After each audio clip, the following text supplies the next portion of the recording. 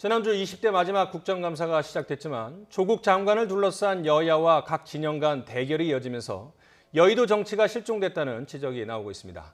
검찰개혁을 촉구하는 촛불 집회, 그리고 조국 장관 퇴진을 요구하는 보수 진영 집회로 민심이 갈라져 있는 상황입니다. 네, 이런 상황에서 정치권이 오히려 갈등을 부추기고 있다는 비판도 나오고 있습니다. 전국 소식 자세히 알아보겠습니다. 최진봉 성공회대 교수, 이종훈 정치평론가 나오셨습니다. 네, 안녕하세요. 안녕하세요. 먼저 어제 검찰 총사 주변에서 2차 촛불 집회가 열리지 않았습니까? 네. 1차보다 좀 더 많은 인원이 모였다고 하는데 네. 어떻게 보셨습니까? 뭐 1차 모임에도 마찬가지였습니다만 검찰 개혁에 대한 국민의 목소리가 높았다 이렇게 보여집니다. 네. 이번에 말씀하신 것처럼 1차 집회보다 더 숫자가 많이 오는 것으로 알려지고 있고요. 뭐 네. 정확한 숫자는 밝히지 않았습니다만 네. 그렇다고 하면 국민들이 검찰이 개혁해야 된다고 하는 부분에 대해서 많은 힘을 실어주고 있다라고 볼 수 있을 것 같습니다. 그리고 검찰 개혁이라는 문제는 사실 이제 조국 장관 관련돼서 여러 가지 이제 이슈가 되다 보니까 그것과 겹쳐지면서 이게 오해를 살 수 있는 부분이 있는데 네. 실제적으로 검찰에 대한 개혁 문제는 여야를 떠나서 아주 오랫동안 필요하다고 공감대가 형성돼 있던 부분이에요. 그 부분이 사실 조국 장관 이제 연관해서 여러 가지 이슈가 되면서 더 강하게 요구가 더 있게 되는 상황이 아닌가 이런 생각이 듭니다. 그래서 어제 이제 서초동에 모였던 사람들의 그런 뭐 여러 가지 뭐 주장이 있긴 합니다만 저는 조국 수호라고 하는 말보다는 검찰 개혁이란 말에서 방점을 둬야 한다고 생각을 해요. 이게 개인의 어떤 수호라는 의미보다는 네. 검찰 개혁이 더 중요하다고 주장하는 목소리가 더 강해야 된다고 저는 생각을 하고요. 네. 다만 이제 조국 수호란 말이 나온 이유는 저는 이렇게 바람직한 태도라고는 보지 않습니다만 조국 장관 가족에 대한 조사 과정에서 일어난 여러 가지 일들, 우리가 상식적으로 볼 수 없는 여러 가지 일들이 결국은 검찰 개혁에 더 큰 어떤 그 요인으로 작용하는, 또 국민들이 그런 목소리를 더 크게 내는 요인으로 작용하는데 작용을 했기 때문에 그런 구호를 하는 것 같은데 저는 그 구호보다는 검찰 개혁이라는 구호에 더 방점을 두고서 주장을 해야 한다 이렇게 생각을 합니다.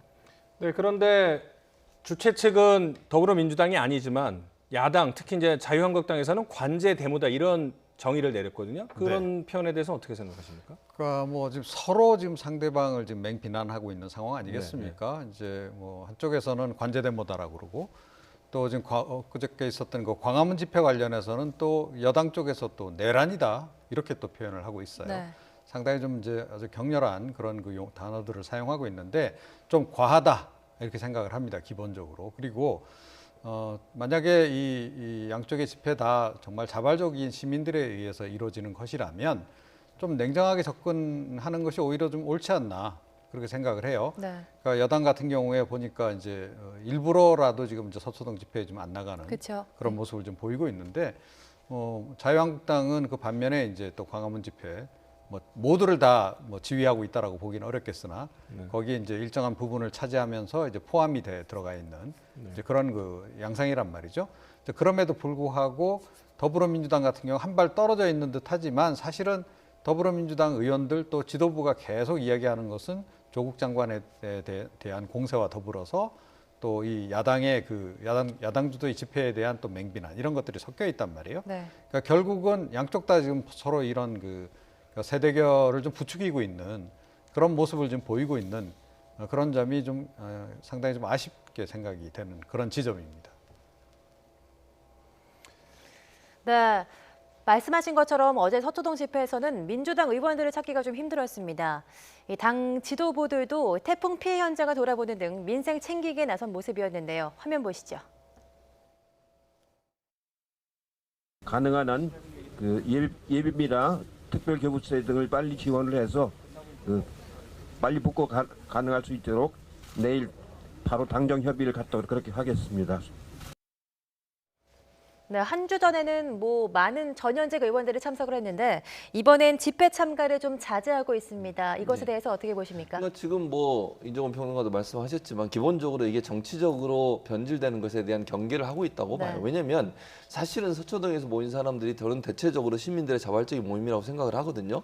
물론 거기에 정치인들이 참여해서 본인들의 목소리를 낸 적이 지난번 이제 이번 주 말고 그 전주에 그랬다는 말씀을 드리는 것이고요. 네. 그것이 결국은 도리어 더 자유한국당이나 아니면 야당이 공격하는 빌미를 줬고 또 야당이 자유한국당이 주최해서 집회를 여니까 여당이 또 공격하는 빌미를 주고 네. 이러다 보니까 순수성이 자꾸 훼손이 되는 거예요. 이게 정치적으로 동원해서 정치적 목적을 달성하기 위한 어떤 집회가 아니냐 이런 논란이 될 수 있고 그러면 원래 시민들이 요구하고 있는 검찰개혁이라고 하는 주장이 더 힘을 잃게 되는 요소로 작용할 수도 있거든요. 네. 그런 차원에서 본다고 하면 이 정치인들이 참여하지 않게 하는 것은 긍정적으로 평가할 부분이 있다고 생각을 해요, 저는.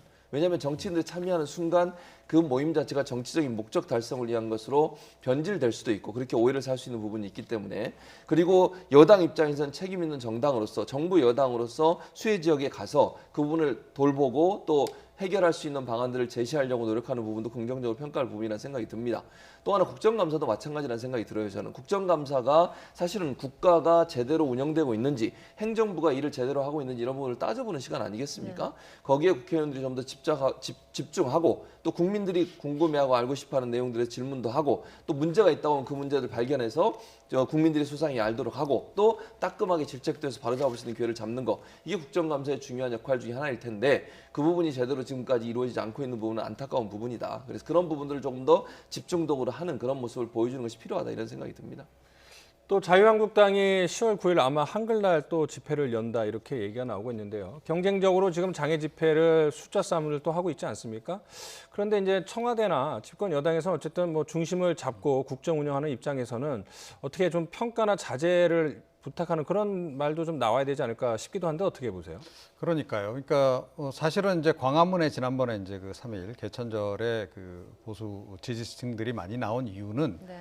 그 전주에 있었던 사실은 이제 진보 진영의 서초동 집회 거기 한 200만 모였다라고 하니까 아 우리는 그럼 더 모이자 이래 300만 뭐 이상 모였다라고 지금 주장하고 있는 거고 네. 또 그렇게 광화문에서 많이 모이니까 서초동 집회 쪽에서도 그럼 우리도 더 많이 모여보자. 네. 자 그래서 이번 주에는 뭐 300만 모였다. 지금 서로 그런 식으로 주장을 하고 있다는 거예요. 그러니까 제가 보기에 이런 그 대중동원이라고 하는 측면에서는 이미 보여줄 수 있는 거 다 보여줬다라고 생각합니다. 양쪽 다. 더 이상 뭐 숫자는 큰 의미가 없다라고 좀 보거든요. 그러니까 이쯤에서 저는 이제 멈췄으면 좋겠다 이렇게 생각하고 국민들은 생업으로 돌아가고 정치권에서 이 문제를 이제는 머리를 맞대서 어떻게든 해결을 할 생각을 해야 한다. 이제 그 시점이 됐다. 뭐 얼마 몇 명이나 더 나와야 되는 겁니까? 그야말로 온 국민이 5천만이 다 시내에 나와야 됩니까? 예, 그건 말이 안 되잖아요. 네. 또 그건 완전히 정치 실패 내지는 그런 상황까지 가게 되면 거의 뭐 해방 정국 예, 그 혼란스러웠던 해방 정국으로 되돌아가는 거나 다름없는데 네. 그런 상태까지 방치해서는 안 된다라고 생각을 해요. 그래서 그런 점에서 여당이 일단 뭐 이번에 이제 서초동 집회 안 나간 것 전 긍정적으로 평가를 하고요. 지금 야당 보수 야당들도 이 장애집 본인들이 계속 이야기하고 있는 장애투쟁과 이 광화문 집회를 자꾸 이렇게 연계시켜 나가려고 하는 거 이거 좀 이제 앞으로는 좀 자제할 필요가 있다라고 생각을 하고요. 이제는 그야말로 좀 냉정하게 서로 생각을 해야 되는데 대통령도 좀 결단을 좀 내렸으면 좋겠습니다. 지금 이 정도 되면 사실은 여야 영수회담 전 해야 된다라고 보거든요. 네. 자 그런 정치적인 결단을 내려서 이렇게 지금 양극단으로 지금 치닫고 있는 국론 분열 양상을 네. 빨리 종식시키는 것도 이거는 대통령으로서 해야 될 일, 중요한 일 가운데 하나다라고 저는 생각을 합니다. 네, 이렇게 국론 분열을 우려하는 목소리가 좀 커지고 있습니다. 하지만 대립을 부추기는 듯한 상황이 국회 국정감사에서도 연출되고 있는데요. 화면으로 보시죠. 내란 음모, 형법 90조 내란 선동죄 등을 기초로 해서 이번에 이런 불순한 사회 혼란 획책 행위에 대해서 경찰이 수사를 해줄 것을 정식으로 요청을 드립니다. 건망증은 치매의 초기 증상으로 나타날 수도 있습니다. 그래서 지금 국민들은 가족의 치매를 걱정하고 있음과 동시에 요즘 대통령의 기억력 문제를 많이 걱정하고 있습니다. 방금 나온 게 예. 국감 중 나온 발언입니다. 좀 네. 수위가 거침이 없죠. 그러니까요. 네. 저는 그래서 그 우리 김 의원이 말씀하신 대통령에 대해서 건망증 얘기하다가 치매 얘기하다가 기억력으로 연결을 시켰어요. 네.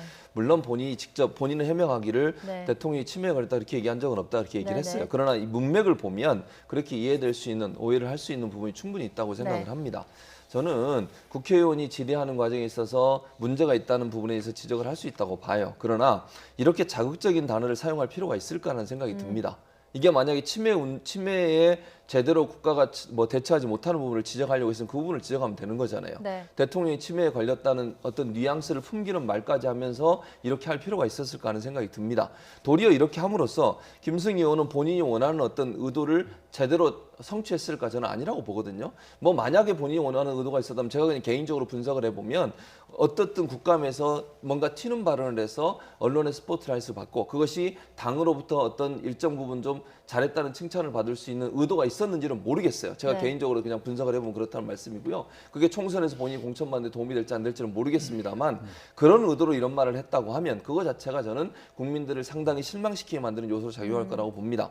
이런 발언은 아니고도 충분히 본인이 할 수 있는 얘기를 할 수 있는 거 아니겠어요? 그런데 무슨 대통령이 치매에 걸린 듯한 그런 뉘앙스의 발언을 하는 것 자체가 본인의 어떤 그 뭐랄까요? 권위랄까요? 국회의원으로서 이런 부분을 떨어뜨리는 요소가 될 수도 있고 또 본인이 원래 하려고 했던 의도를 더 반감시키는 역할을 할 수도 있기 때문에 저런 발언은 안 하는 게 좋다. 도리어 본인한테 마이너스가 될 수 있다. 이런 부분을 꼭 기억했으면 좋겠습니다. 네, 이번엔 다른 국감 현장도 한번 살펴보도록 하겠습니다. 이번 국감 조국 국감이 될 거다 이런 우려들이 나오고 있는데 조국 장관과 둘러싼 여야 공방 한번 화면으로 먼저 살펴보시죠. 학종 폐지합니까? 정시학대 합니까? 그거는 조국 딸 입학 취소합니까? 답변 못 하시죠? 이게 바지 사장이 아니면 뭐가 바지 사장이에요? 이걸 아직도 파악을 해야 됩니까? 네, 지금 야당 의원들이 윽박 지르는 모습만 나왔는데 좀 말씀을 아까와 좀 이어가자면 4월 총선을 앞두고 공천을 받기 위해서 눈도장을 찍기 위한 돌발 행동 이렇게 보시긴 했지만 여당 의원이 이제 국감 현장에서 또 내란 음모죄로 고발을 하기도 하지 않았습니까? 물론 그 10월 3일 개천절 집회 때 또는 집회를 앞두고 보수 진영에서 청와대로 진격하자 이런 과격한 발언이 나왔지만 과연 여당 의원이 내란 음모죄라는 게 사실은 박정희 정권 때나 나오던 혐의인데 내란 음모죄로 고발을 하는 것들 이런 거에 대해서는 어떻게 보세요? 그러니까 지금 여당이 없는 것 같아요. 그러니까 그 아주 강성 야당들만 지금 존재하는 그런 국회가 돼버린 거 아닌가. 그러니까 여당이 여당스러움을 좀 잃은 상태라서 좀 개인적으로 굉장히 걱정이 되고요. 그러니까 보수 야당도 지금 지나치게 좀 과격화돼버린 게 사실인 거고. 물론 내년 총선이 있기 때문에 서로 아무래도 마지막 이제 국회 아니겠습니까? 그래서 뭔가 좀 이렇게 눈에 띄는 활동도 하고 싶고 본인의 존재감들 부각시키려고 하는 거 이해는 합니다만, 그러니까 이렇게까지 극한 대결을 벌이면서 또 극단적인 용어까지 사용하면서 이랬던 적은 과거에 또 그렇게 많지 않았던 것 같아요. 제 기억에. 그렇게 본다면 결국 이게 누구 때문이냐? 저는 여야의 지도부 때문이라고 봅니다. 여야 지도부가 지금 거의 돌격대 같아요. 그러니까 본인들이 더 앞장서 나서서 상대당을 막 비판을 하고 맹비난을 하고 더 막말을 쏟아내고 지금 그런 양상이란 말이에요. 자, 이렇게 되면 당 전체 그 구성원들이 그 당 지도부를 쫓아가지 않을 수 없는 상황이 돼버리는 거죠. 그분들이 공천권 쥐고 있는데 그분들 더 눈에 띄기 위해서 더 돌격적으로 지금 나갈 수밖에 없는 상황이 지금 되는 거 아니겠어요? 자, 그래서 저는 그 여야의 지금 당 지도부 대표, 원내 대표들 다 포함해서 책임이 좀 굉장히 크다라고 생각합니다. 정치 실종에 대해서. 자, 그래서 이 각 당의 대표들부터 좀 자제할 필요가 좀 있다라는 생각이 들고요. 어찌됐건 국가 지도자 아닙니까? 그리고 국민을 바라보고 정치를 하시는 분들 아니에요. 그렇다면 지금 정도 저는 세대결 이미 이 정도로 충분하니까 이제 좀 냉정을 찾고 서로 협치를 해서 어떻게든 좀 국가적인 그 재난적인 상황들에 대해서 좀 대처하는 걸 좀 보여라. 사실 경제도 어렵고 태풍도 지금 연이어 불다 보니까 이게 누적돼 가지고 굉장히 또 피해가 심한 거 아니겠습니까? 또 아프리카 돼지열병은 그렇게 또 간단한 문제인가요? 아니잖아요. 자, 그러면 빨리 머리를 좀 맞대는 그런 노력들을 지금부터라도 추진을 해야 되는데 일단 물꼬는 여당 지도부가 타야 한다 이렇게 생각합니다. 네. 지금 어쨌든 어떤 정치적인 대립이나 갈등 속에서는 이제 출구 전략이라는 게 필요하지 않겠습니까? 그런데 이제 이종훈 평론가님이 말씀하신 것처럼 여야 대표들이 모여서 어떤 논의를 한다거나 아니면 또 더 나아가서는 영수회담 같은 것도 출구 전략으로 괜찮을 것 같은데 그런 것들이 이제 가능한지 어떻게 보세요? 여야 대표들이 만나는 건 충분히 가능할 거라고 저는 생각을 해요. 또 국회의장도 정기적으로 만나는 모임도 만들어 놨잖아요. 거기에 와서 논의하고 회의하고 이건 충분히 가능할 건데 이제 영수회담 대통령이 초청을 해서 하는 부분은 아마 검토는 할 수 있을 것 같습니다. 그러나 이제 그게 어떤 형태로 이루어질지 또 만약에 요청을 했는데 자유한국당의 황교안 대표가 응할지 하는 부분도 의문이라는 생각이 들어요. 지금 상황에서 만약에 자유한국당의 저는 개인적으로 황교안 대표가 응할 가능성은 낮다고 보는데 지난번에도 그런 일이 한번 있긴 했습니다만 그래서 결국 지금의 조국 정국이라고 우리가 소위 얘기를 하면 조국 정국의 자유한국당은 이 부분을 계속 끌고 가면서 강하게 압박을 해가지고 총선 때까지 이 문제가 이슈화돼서 총선에서 본인들에게 유리한 어떤 환경을 만들려는 의도를 갖고 있기 때문에 네. 영수회담을 참석하는 자체가 여기서 일정 부분 힘을 뺄 수 있는 그런 요소로 작용할 가능성이 있다고 보여지고요. 또 그런 상황에서 영수회담을 한들 그게 결렬될 가능성이 저는 더 크다고 보거든요. 합의점을 찾아내거나 아니면 거기서 무슨 어떤 그 의견을 일치할 수 있는 요소로 갈 가능성은 저는 낮다고 봅니다. 그런 여러 가지 판단들에 의해서 아마 이제 판단할 것 같아요. 이걸 추진하는 게 맞을지 안 맞을지. 아마 이제 하게 된다고 하면 정무석이 미리 좀 만나서 얘기도 해볼 것 같고요. 의사도 좀 타진해 볼 것 같은데 뭐 그게 전혀 필요 없는 카드라고 얘기할 수는 없겠지만 지금 단계에서 이게 유효한 카드냐 하는 부분은 검토가 좀 더 필요한 상황이 아닌가 이런 실효성이 좀 생각이 듭니다. 떨어질 수 있다. 뭐 그럴 가능성이 있다고 봅니다. 네. 지금부터는 검찰개혁 방안에 대한 얘기를 좀 해보겠습니다. 일단 검찰이 공개 소환 전면 폐지 카드를 먼저 꺼내들었죠. 이 정경심 교수의 비공개 소환을 둘러싼 논란이 좀 빚어지면서 윤석열 검찰총장이 꺼낸 카드인데 어떻게 보십니까? 글쎄요. 근데 왜 지금 이 카드를 꺼냈냐는 거죠. 네. 예, 그동안 가만히 있다가 내지는 그리고 뭐 꼭 이번에 해야 되는 겁니까? 다음번에 해도 되는 거고 한 달 뒤에 해도 되는 거고 두 달 뒤에 해도 되는 거예요. 자, 그런데 딱 이 시점에 맞춰서 지금 하다 보니까 이게 약간 여러 가지 의혹을 또 추가로 또 유발을 하는 거 아니겠어요? 결국 정경심 맞춤형으로 하는 거 아니냐라는 얘기가 나올 수밖에 없는 것이고 또 검찰개혁 방안 이거 이외에도 또 내놓지 않았습니까? 뭐 지금 특수부 축소하는 그런 내용에 또 이제 그것도 발표했고 그러면 이걸 묶어서 한꺼번에 그 발표를 하든지 해야지 무슨 생각나듯이 하나씩 이렇게 던지는 식으로 이렇게 개혁안을 내놓는 것도 좀 납득이 안 가고 지금 이제 상황이 그렇단 말이에요. 그래서 지금 검찰 개혁이 지금 뭐 이게 완전히 좀 갈 길을 잃은 거 아닌가 이런 생각조차도 좀 하게 해요. 그러니까 우리가 통상적으로 뭔가 개혁을 한다라고 한다면 그러니까 국민들이 납득할 수 있는 방식으로 또 어차피 할 거면 확실하게 해야 되지 않겠어요? 흐지부지 될 일은 아예 일을 벌리지 않는 것이 옳은 것이고 더군다나 지금처럼 중요한 한 국면에서 또 뭐 서초동에서 그렇게 대규모 집회를 하면서 검찰 개혁을 요구한다라고 전제를 한다면 좀 더 확실하게 분명하게 그리고 모두가 동의할 수 있는 선에서 검찰 개혁이 이루어져야 하는데 검찰 개혁이 지금 흘러가는 것도 봐도 너무 좀 날림으로 좀 흘러가는 것 같다. 조국 장관은 조국 장관대로 그냥 뭐 이렇게 생각나는 대로 지시를 내리고 있는 그런 상황이고 뚜렷하게 결과도 아직 안 나왔어요. 또 검찰개혁위원회 이미 한번 활동했는데 또 만들어서 뭐 또 한다고 하는데 과연 뭐가 또 나올지도 잘 모르겠고 뭐 이런 식으로 지금 막 간다. 그래서 이것도 좀 빨리 가닥을 좀 잡아야 되겠다. 일단 정부 내에서 당정청 간에 합의를 해서 이 방향성을 정확하게 잡고 가는 게 좀 필요하지 않나 이렇게 생각을 합니다. 그리고 이제 정리를 하자면 아마 보수 야당에서도 검찰 개혁의 당위성에 대해서는 반대하지 않을 것 같은데 평론가님이 말씀하신 것처럼 이제 시점에 미묘한 그런 것들이 이제 열려 있는데 과연 이런 상황에서 이제 내실 있는 검찰 개혁이 가능할 것인가? 정치 공방으로 좌초하거나 반쪽짜리 개혁이 되는 거 아니냐 이런 우려를 하시는 것 같아요. 뭐 그런 우려가 있을 수 있죠. 그래서 저는 이게 그 원칙을 가지고 추진할 필요가 있다는 생각이 들어요. 그러니까 검찰이 이렇게 선제적으로 얘기하는 것은 저는 이유가 있다고 보거든요. 이유는 검찰 입장에서는 지금 검찰 개혁을 요청하고 외치는 국민들의 목소리가 크잖아요. 그러면서 이게 조국 장관 수사와 연결이 되다 보니까 검찰은 부담이 되는 거예요.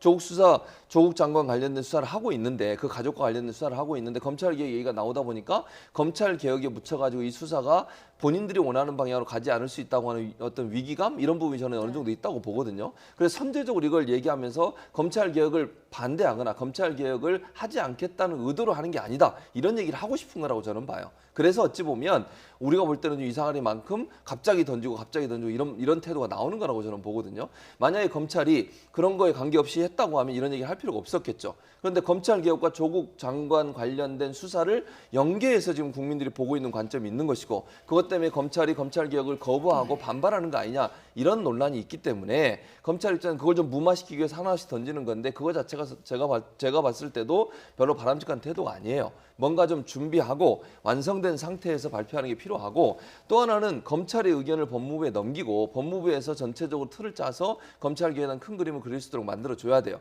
근데 검찰총장이 나서서 우리가 이렇게 하겠다 이렇게 보면 협의가 안 되는 거잖아요. 결국은. 그런 차원에서 본다고 하면 이건 조금 더 신중하게 검토하고 또는 논의해서 법무부와 검찰이 합의를 하든 아니면 논의에 대한 과정 결과로 나온 부분들을 발표하는 게 필요하지 이렇게 검찰총장이 즉각적으로 하나씩 되는 것은 바람직한 태도는 아니라고 보여집니다. 네. 네, 조국 장관 가족 의혹에 대한 수사 상황을 좀 알아보겠습니다. 정경심 교수가 어제 두 번째 소환을 받았죠. 혐의를 대부분 부인한 것으로 알려졌는데 어떻게 보십니까? 예, 뭐 충분히 예상할 수 있는 일이었죠. 네. 그동안 뭐 SNS를 통해서도 꾸준히 해명을 하지 않았습니까? 뭐 건강에 안 좋으시다 그러는데 SNS 활동을 굉장히 적극적으로 하셨던데 어찌 됐건 그러니까 뭐 제가 보기에는 뭐 그동안에 뭐 일련의 어떤 증거를 조금 인멸하려는 듯한 일련의 행동들 그런 것으로 볼 때 뭐 이건 충분히 예상이 됐던 일이라고 생각하고 그럼에도 불구하고 뭐 검찰이 지금 뭐 이 본인의 주장을 그대로 다 받아들일 것 같지는 않아요. 뭐 우리가 다 알지 않습니까? 최순실 씨도 다 전면 부인했고 박근혜 전 대통령도 다 전면 부인했고 하지만 그럼에도 불구하고 죄를 피해갈 수는 없었다. 마찬가지로 정경심 교수도 이제 그런데 제가 보기에는 수사에 지금 너무 비협조적인 거 아닌가 이런 생각이 들어요. 그러니까 지난번에 그 조사 받다가도 갑자기 이제 몸이 아프다 그래서 조사 중단했죠. 그때 뭐 이 조서 서명 날인도 안 해가지고 2차 소환 조사 받았는데 그 받는 중에 7시간을 가서 조서 검토하는 데 보냈다 그러고 이런 식으로 하는 것이 이건 전 뭐 제가 보기에는 이건 검찰하고의 관계의 문제가 아니고 그러니까 이건 국민에 대한 예의다라고 저는 생각해요. 어찌됐건 남편이 지금 법무부 장관 아닙니까? 네. 그 공인의 그 부인으로서 수사를 받더라도 좀 누가 보더라도 좀 의구심 없이 그리고 좀 이렇게 납득할 수 있는 방식으로 성실하게 수사 받는 것에 협조를 하는 것이 저는 온당하다 이렇게 생각을 합니다. 그런데 이제 정경심 교수 변호인단은 이례적으로 소환을 앞두고서는 그리고 소환을 한번 받고 나서는 입장문을 발표해서 정경심 교수가 영국 유학 시절에 크게 사고를 당해서 후유증을 앓고 있다 이런 설명을 해줬는데요. 어쨌든 지금 보니까 이제 두 차례 조사를 했고 앞으로 추가 조사를 한 뒤에는 구속영장을 청구할지가 관심이고 법원에서 발부를 할지 기각될지 이거에 따라서 또 논란이 일어나거나 또 양측의 격렬한 기싸움이나 싸움이 일어나지 않겠습니까? 뭐 그럴 가능성도 있죠. 그래서 구속영장 청구 대체적으로 이제 법조계에서는 청구하는 쪽으로 무게를 두고서 얘기가 나오는 것 같아요. 근데 전혀 그럼 청구를 예를 들면 구속영장 청구를 안 하고 불구속 상태에서 수사를 하는 부분도 또 일각에서 얘기가 나오고 있는 상황이더라고요. 그래서 전체적으로는 구속영장 청구할 가능성이 높다고 보여지는 상황이고요. 그러나 100% 그렇게 할 거다. 이거는 뭐 검찰의 판단이라고 저는 봅니다. 지금 상황에서는 어느 정도 단언할 수 없는 상황이라고 보여지고요. 그러니까 이제 중요한 것은 구속영장이 그럼 청구되는 것으로 이게 논란이 종식될 수 있냐? 그건 아니라고 저는 보거든요. 구속영장이 청구가 돼서 그게 발부가 되냐 안 되느냐도 중요할 거고 발부가 됐다 하더라도 그것이 범죄 혐의가 완전히 있다라고 100% 확인할 수 있는 상황은 아니잖아요. 그러니까 소명이 어느 정도 됐다라고 판사가 판단할 수 있는 문제지만 재판이 끝나지 않은 상태에서 이걸 일방적으로 그러면 범죄 혐의가 있다. 만약에 발부가 됐을 가능성에 대해서 제가 말씀을 드리는 겁니다. 그렇게 됐다 하더라도 이 사람이 범죄 행위가 있다라고 완전히 단정질 수 있는 상황은 아니라고 봅니다. 그렇기 때문에 제가 볼 때는 구속영장 뭐 청구되고 발부되면 여야의 정치적으로는 본인들의 이익에 맞는 얘기를 하겠지만 그렇다고 이 문제가 완전히 일단락되고 여기서 끝날 거냐? 그건 아니라고 봐요. 계속된 진행형으로 갈 거라고 보여지고 아마 재판이 진행될 때까지라도 이 문제는 계속되지 않을까 이런 생각이 듭니다. 네, 조국 장관의 가족 중 딸 조민 씨가 논란과 의혹에 대해 입을 열었습니다. 검찰 수사에 대한 본인의 입장을 담담하게 얘기하고 있는데요. 들어보시죠. 그리고 검찰에서 저를 뭐 표창장 위조나 아니면 입시 방해로 기소를 할 수도 있겠다는 그런 생각이 들었습니다. 저는 봉사활동이나 인턴을 하고 나서 받은 것을 학교에다가 제출했습니다. 위조를 한 적도 없습니다. 주변에서는 이렇게 어머니가 수사를 받고 있는 저를 보호하려고 자신이 하지도 않은 그런 일들도 다 했다고 할 수도 있다고 많이 합니다. 저는 어머니께 말씀을 드렸는데 그렇게 하지 마시라고. 어머니한테 저는 자식이니까. 네, 굉장히 좀 담담하게 말을 하고 있는데 인터뷰 어떻게 들으셨습니까? 글쎄요. 그런데 그 내용 면에서 그러니까 그동안 뭐 지금 이제 이 조민 씨를 논문 제1저자로 올려준 지금 단국대 장 교수 아들의 진술하고 너무 180도 달라요. 그러니까 그 아들은 뭐라고 얘기를 했냐면 인턴 증명서 그거 조민 씨가 가져와서 그냥 같이 제출했다라고 네. 얘기했는데 조민 씨는 준 적 없다 그러고 그렇죠. 또 그 장 교수 아들은 갑자기 조국 장관이 전화 와가지고 세미나 참석하라 그래서 네. 자기 뭐 학교 수업 받다 갔다라고 얘기를 했는데 이 조민 씨는 또 자기 아버지는 그 장 교수 아들 전화번호도 모른다라고 네. 또 이야기를 하고 있어요. 자, 누구 말이 맞냐는 게 결국 이제 관건인데 글쎄요. 저는 장 교수 아들은 거의 자폭성 발언인데 어떻게 보면 그러니까 본인이 이제 그 인턴한 것도 허위고 증명서 받은 것, 증명서도 허위고 다 이제 자백을 한 거 아니겠습니까? 불이익이 될 걸 뻔하게 알면서 그런 거 사실과 다른 자백을 했을까? 전 그럴 가능성은 상대적으로 좀 떨어진다라고 저는 생각을 해요. 그래서 이 지금 뭐 조민 씨 뭐 아직 나이도 좀 어리고 한 분이긴 한데 글쎄요. 저는 뭐 아직까지는 좀 반신반의다. 네, 이렇게 생각합니다. 그러니까 주요 인물들의 당사자들의 진술이 조금 엇갈리고 있다. 특히 이제 조국 장관 가족들과 반대편에 있는 사람들의 진술이 엇갈리가 있다 이렇게 말씀을 하시고 있는데 사실은 아까 때도 말씀하셨지만 영장 청구 뭐 기각이냐 발부냐가 더 중요한 것보다 더 중요한 것은 이제 재판 과정을 봐야 된다는 말씀 아니겠어요? 그런데 물론 재판 결과를 예단할 수는 없지만 어쨌든 재판이 길어지면 길어질수록 이 조국 장관 논란은 계속 우리 사회를 혼란에 빠뜨리는 거 아니냐 이런 생각도 좀 듭니다. 그렇죠. 그럴 가능성이 있죠. 그래서 저는 어떤 제안을 하고 싶으냐면 정치권이 더 이상 이 문제 가지고 왈가왈부하는 것을 조금 안 했으면 좋겠어요. 네. 그냥 법의 판단에 맡겨놓고 이제는 정치인들은 정치인으로서 할 일을 하면 되는 거잖아요. 국회에서 열심히 국회의원으로서 할 수 있는 일들이 많잖아요. 그런 일에 좀 더 집중했으면 좋겠고요. 이거는 그냥 이제 검찰이 조사하고 있고 또 검찰이 조사하고 법원에서 판단이 나오지 않겠습니까? 그 과정까지 놔두는 게 필요할 텐데 이걸 자꾸 정치적으로 저는 이용한다고 봐요. 여야가 다. 그렇게 됐을 경우에는 결국 이 문제가 국론을 분열시키는 중요한 요소로 작용할 수밖에 없는 상황이다.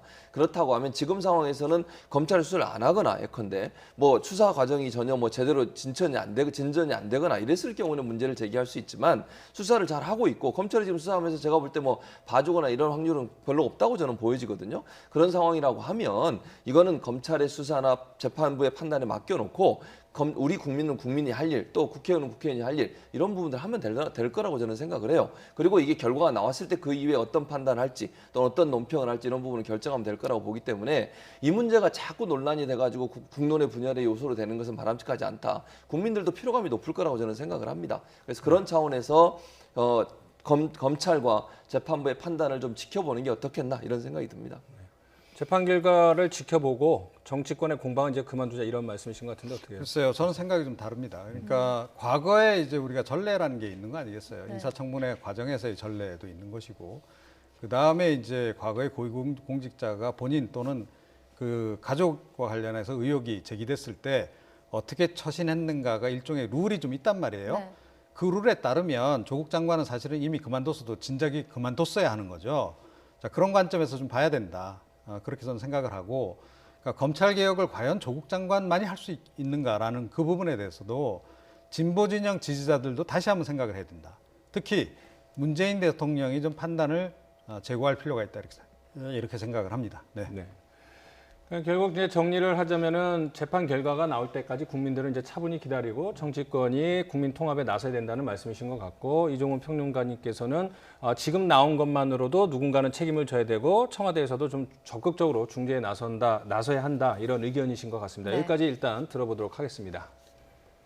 네, 지금까지 최진봉 성공회대 교수 이종훈 정치평론가와 함께 대담 나눠봤습니다. 두 분 말씀 고맙습니다.